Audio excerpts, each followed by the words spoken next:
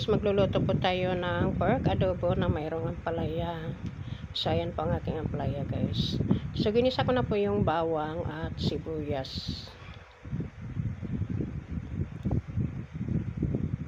Hindi nilalagay natin yung pork.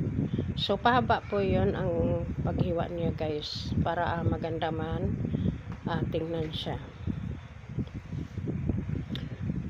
So lalagyan po natin siya ng pork cubes. Ayan. So nakasanayan ko na po talaga maglagay ng cubes. So pandagdag lasa na rin sa ating niluluto.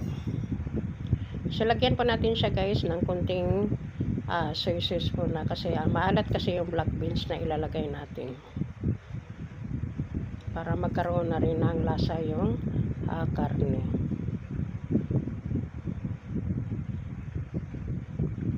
Lagyan natin siya ng isang basong tubig para pangpalambot sa karne. So, ayan natin siya ng lumambot. Lalagyan na natin yung black beans. Ayan.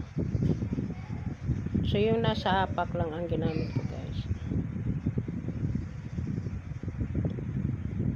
Ilalagay naman natin yung ampalaya. So, yung ampalaya guys ay pinakuluan ko saglit sa tubig ininit para kapag ilagay natin siya, parang half cook lang siya at hindi siya gaanong mapait, kasi ayaw ng mga anak ko na sobrang pait.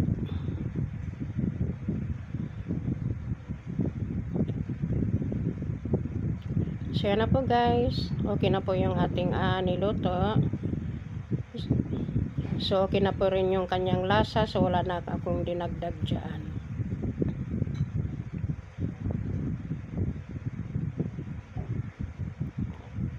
So, yan na po ang ating finished product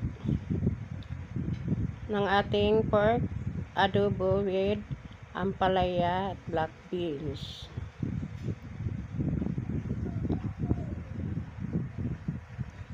Thank you for watching.